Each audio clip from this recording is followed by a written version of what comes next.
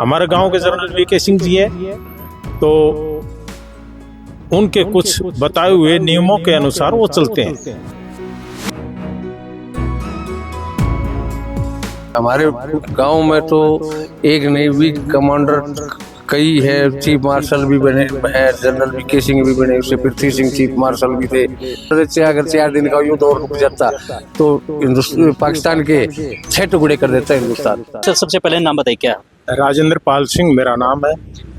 तो ओमका जी जो हमारे गांव की बहू है, उसने सिंदूर मिशन चला के वो पूरी तरह सक्सेस किया है उसको। ठीक, आगे भी हम उनसे अपने उम्मीद रखते हैं, और भाई इसके लिए वो बधाई के पात्र हैं। सारा गांव बहुत अच्छी तरह, बहुत खुशी का उनको संदेश देता है।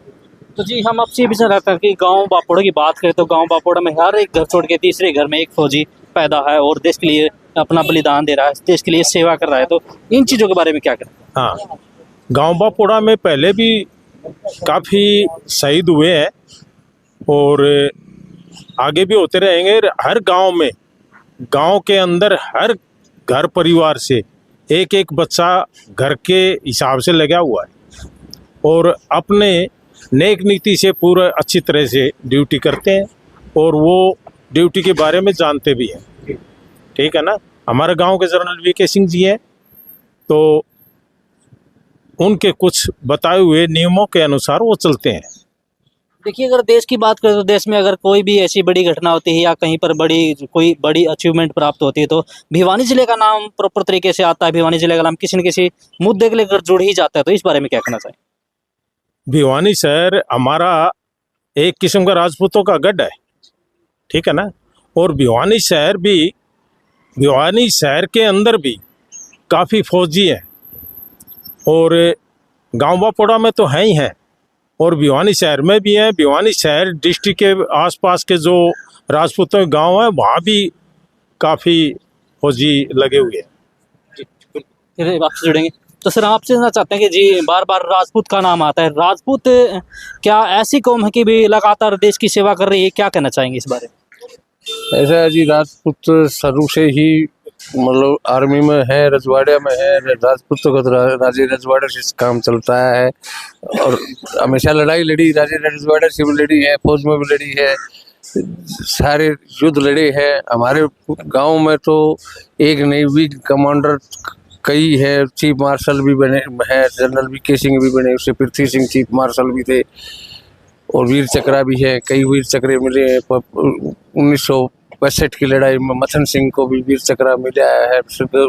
बाघा बॉर्डर पर पाकिस्तान को अंदर नहीं आने दिया, उनके नाम से रेलवे स्टेशन भी बनाया हुआ है।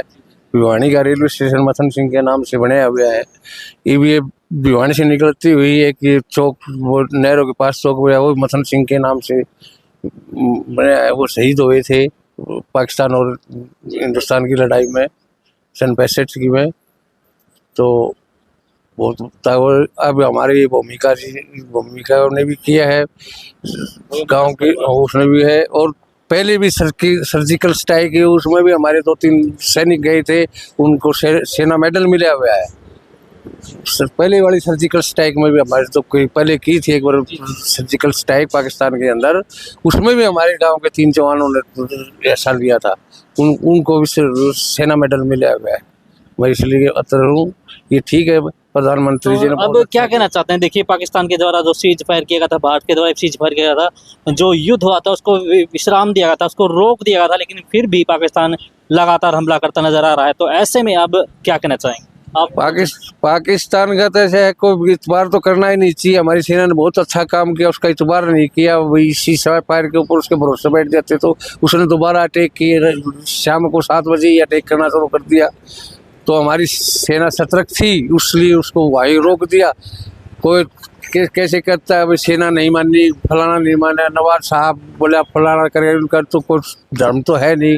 कभी सेना नहीं मान रहा, कभी प्रधानमंत्री नहीं मान रहे, उनका रक्षा मंत्री नहीं मान रहे, उनका तो मुंह की खानी पड़ती है। जब मानते वो बार बार में दूसरे देश के लिए बाज पड़ देते। अगर 4 दिन का युद्ध और रुक जाता तो पाकिस्तान के 6 टुकड़े कर देता हिंदुस्तान।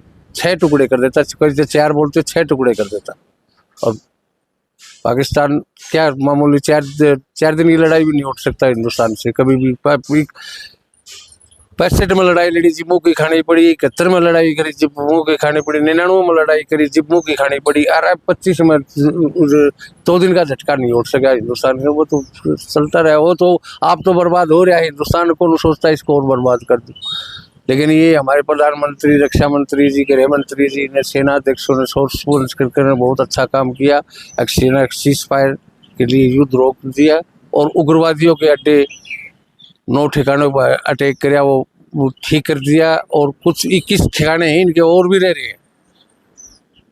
और ये उग्रवादियों के ठिकाने या उग्रवादी हमारे को दे देते पाकिस्तान, तो हम आप पे काबू कर ले। पाकिस्तान ही तो उग्रवाद पड़ा रहा है। तो मानते हैं भाई जो रिटायर्ड फौजी हैं उनको एक बार मौका जरूर दे के देखते हैं भारत सरकार की।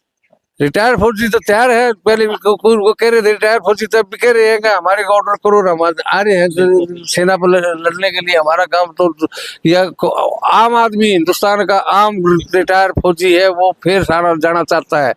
70 साल के जो भी है वो भी जाना के लिए तैयार है। नई युवक तो जो आगे भर्ती होकर पेंशन आगे वो तो जा रहे 70 साल वाले भी हमने बुलाओ।